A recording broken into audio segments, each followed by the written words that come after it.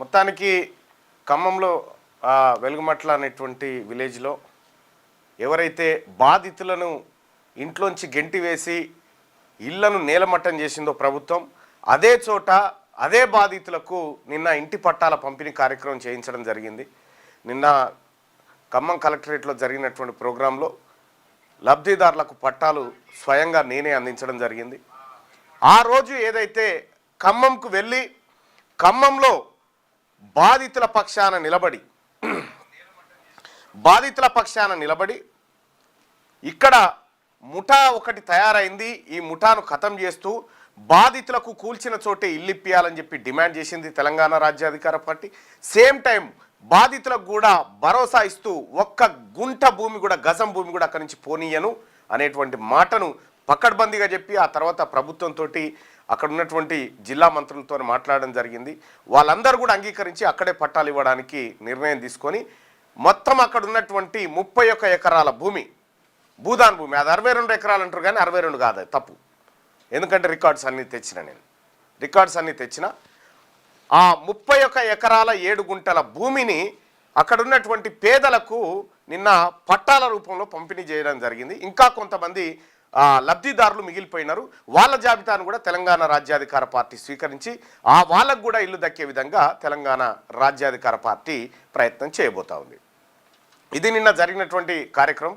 దానికి సంబంధించినటువంటి వీడియో, నిన్న పట్టాల పంపిణీకి సంబంధించినటువంటి వీడియోని ఒకసారి చూసేటువంటి ప్రయత్నం చేద్దాం. ఎందుకంటే చాలా రాజకీయ పార్టీలు, చాలా ప్రజా సంఘాలు వెలుగుమట్లను సందర్శించినాయి.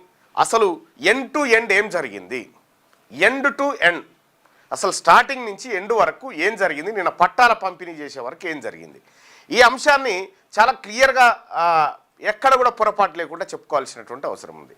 ఎప్పుడైతే తెలంగాణలో ఒక ఈ ఇళ్ల కూల్చివేత అంశం హాట్ టాపిక్గా మారిందో, అటు బీఆర్ఎస్ పార్టీ కానీ, ఇటు బీజేపీ కానీ, లేకపోతే లెఫ్ట్ పార్టీలు కానీ, ఇంకా అన్ని తెలంగాణ రాజ్యాధికార పార్టీ కానీ అందరం పోయి అక్కడ సందర్శించడం జరిగింది. బాధితుల గోడు వినడం జరిగింది. సో ప్రభుత్వం ఎందుకు ఇట్లా చేసింది, ఏం కథ, ఎందుకు ఇళ్లను కూల్చాల్సి వచ్చింది, కూల్చిన చోటనే మళ్ళీ ఎందుకు ఇవ్వాల్సి వచ్చింది, సో ఈ ముఠా ఏంది, ఈ ముఠా సంగతి ఏంది, ఈ ముఠాకు వంత పాడుతున్నది ఎవరు, ఈ ముఠా పైన ఉన్నటువంటి ఆరోపణలేని, వీటన్నిటిని కూడా ఒకసారి మీకు ఎండ్ టు ఎండ్ పాయింట్ చెప్పాల్సినటువంటి అవసరం ఉంది. ఇది ఒకసారి ఖమ్మం కలెక్టరేట్లో నేను మాట్లాడినటువంటి మాటలు ఒకసారి చూద్దాం. ప్రభుత్వం తప్పు చేస్తుందని, కొంతమంది నాయకులు తప్పు చేస్తున్నారని, ఇంకొంతమంది మాకు అన్యాయం జరిగిపోయింది, కారకులు ఎవరో మాకు తెలియదు అనేటువంటి మాట మాట్లాడారు. ఈ కన్ఫ్యూజన్ అన్నిటితోటి ఇక్కడ కార్యక్రమం అయిపోయింది. కలెక్టర్ గారికి ఒక రిప్రజెంటేషన్ ఇస్తూ అందులో నేను ఒక పాయింట్ మెన్షన్ చేసిన, నాకు అర్థమైన కాడికి ఇది ఒక ముఠా నడుస్తూ ఉంది. ఇక్కడ ఈ భూమాఫియా ఒక ముఠా నడుస్తూ ఉంది. ఈ ముఠా పైన పీడీ యాక్ట్ నమోదు చేసి చర్యలు తీసుకోండి అని చెప్పడం జరిగింది ఆ రిప్రజెంటేషన్లో. సేమ్ టైం అక్కడ బాధితులతో మాట్లాడొచ్చి వాళ్ళకు కూడా ఒక ప్రజాప్రతినిధిగా భరోసా ఇచ్చి, అమ్మ మీ భూములు ఎక్కడికి పోవు, ప్రభుత్వంతో మేము సీరియస్గా ఫైట్ చేయడానికి సిద్ధంగా ఉన్నాం, మీ భూములు మీకు ఇస్తామని ఆ రోజు వాళ్ళందరూ కూడా చెప్పడం జరిగింది. అదేవిధంగా ప్రభుత్వానికి రిప్రజెంట్ చేస్తాం. తీరా ఈ కార్యక్రమం అయిపోయింది, భోజనం చేద్దామని ఇక్కడ రామాలయం దగ్గర నేను మా జానయ్య గారు అందరం కలిసిపోయాం.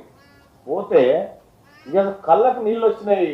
మంత్రి గారు, ఒక మహిళ అక్కడ వాచ్మెన్ గా పనిచేస్తూ ఉంది. వాళ్ళ కొడుకు అంటే ఆయన మానసికంగా వికలాంగుడైనాడు, నిలబడలేకపోతున్నాడు. ఆ చెట్టు కింద మేము భోజనం ఏర్పాటు చేసుకొని తింటుంటే, సార్ మీరు అక్కడికే వచ్చిరా సార్ అంటే అవునని చెప్పిన. సార్ నా దగ్గర ₹1,00,000 వసూలు చేశారు సార్ అని. ఎవరంటే ఆ పేరు ఇగో, ఆయన పేరు ఎవరు, ముడిగ రామయ్య అనట. ముడిగ రామయ్య అంటే ఆయన ₹1,00,000 వసూలు చేసింది సార్, మోదుగు శైలజ దగ్గర వసూలు చేసింది సార్.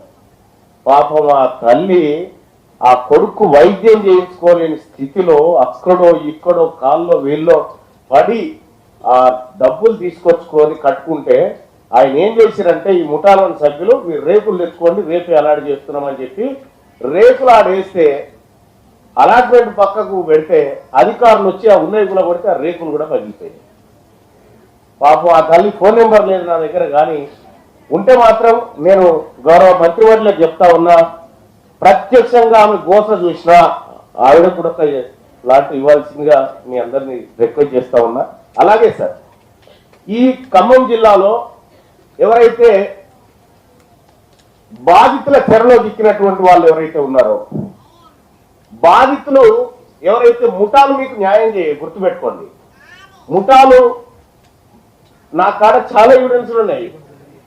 ఎవరెవరు ఎంత డబ్బులు కట్టారు ఏం కథ అనేటువంటి ఎవిడెన్స్లు నా దగ్గర చాలా ఉన్నాయి. చూసిన తర్వాత నేను క్లియర్ గా అనుకున్న, ప్రజల్ని మోసం చేసేటువంటి ఒక అసాంఘిక శక్తులు ఇక్కడ ఉన్నాయి, వాటి భరతం పట్టాలని చెప్పి గౌరవ కలెక్టర్ గారికి కూడా నేను రిప్రజెంటేషన్ ఇచ్చిపోయినా.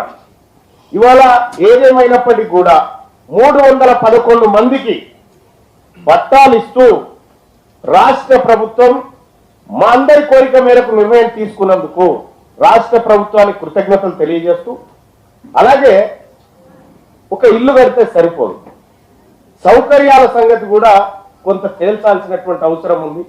అక్కడ బడి ఉండాలి, ఓ పార్కు ఉండాలి, రోడ్లు ఉండాలి, మౌలిక వసతులన్నీ త్వరితగతిన పూర్తి చేస్తే బాగుంటుంది అనేది ప్రభుత్వాన్ని విజ్ఞప్తి చేస్తూ, సార్ మరి ఇంకా కొంతమంది మిగిలిపోయినారు, వాళ్ళకు రాష్ట్ర ప్రభుత్వం ఇప్పుడు 311 మంది పేరు చెప్పిన వాళ్ళు, మిగతా వాళ్ళ పేర్లు ఏ స్కీమ్ కిందకి తీసుకొస్తారు, వాళ్ళని ఎట్లా లబ్ధిదారులుగా చూపెట్టదలుచుకుంది ప్రభుత్వం అనేది కూడా చెప్తే బాగుంటుంది సార్. ఎందుకంటే వాళ్ళు కూడా ఈ ముఠా చేతులు అక్కడెక్కడ మోసపోయినటువంటి వాళ్ళు కాబట్టి వాళ్ళకు కూడా మిగతా లబ్ధిదారులకు కూడా న్యాయం జరగాల్సినటువంటి అవసరం ఎంతైనా ఉంది. ఇక ఈ ఈ భూదాన్ భూములకు సంబంధించినటువంటి అంశంలోనే కాదు సార్, చాలా భూములు పేదవాళ్ళు అక్కడో ఇక్కడో గుడి చేసుకుంటే కొద్దిగా కఠినంగా వ్యవహరించకూడదు, ప్రభుత్వం చూసి చూడనట్టు పోండి. ఇప్పుడు అక్కడ గుడిసో ఇల్లు సిమెంటో కూలగొడితే ఆ నష్టం అయిపోయా, ప్లస్ ఇప్పుడు మళ్ళీ ఇప్పుడు ఇందిరా మిల్ల కింద 5 లక్షల రూపాయలతో అక్కడ ఇల్లు పూర్తి కాదు. మంత్రి గారు దయచేసి దీన్ని స్పెషల్ కేసు కింద పరిగణించైనా సరే లబ్ధిదారులకు కొద్దిగా ఎక్కువ అమౌంట్ వస్తే మీరు ఇచ్చేటువంటి ఫ్లాట్ లో కూడా ఒక అందమైన కాలనీ 3 మంత్రులు కలిసి ఇప్పుడు శంకరుని కనుక త్రినేత్రం ఉన్నట్టుగా ఖమ్మానికి త్రినేత్రులాగా మీరు మంచి ఇల్లు కట్టించి ప్రభుత్వమే లబ్ధిదారుల చేతుల్లోకి అనా పైసా కూడా జరగకుండా మీరు ఒక హామీ ఇస్తారేమో అని వాళ్ళందరి తరఫున తమరికి రిక్వెస్ట్ చేస్తా ఉన్నాం సార్. లబ్ధిదారులారా, ఆ రోజు మీ దగ్గరకు వచ్చి మీ అందరికి దండం పెట్టి చెప్పినాం మీ భూములు ఎక్కడికి పోవాలి. ఇవాళ ఇదే కార్యక్రమం పట్టాల పంపిణీ కార్యక్రమం దగ్గరికి వచ్చినాం. ఇంకా ఏ కష్టమైనా నాలాంటి వాళ్ళకి కానీ మంత్రులకు కానీ ఎవరికైనా ఓపెన్ గా చెప్పుకోండి, కానీ మధ్యవర్తులను సంప్రదించకండి. ఇది నేను చెప్పదలుచుకున్నటువంటి అంశం. Thank you sir.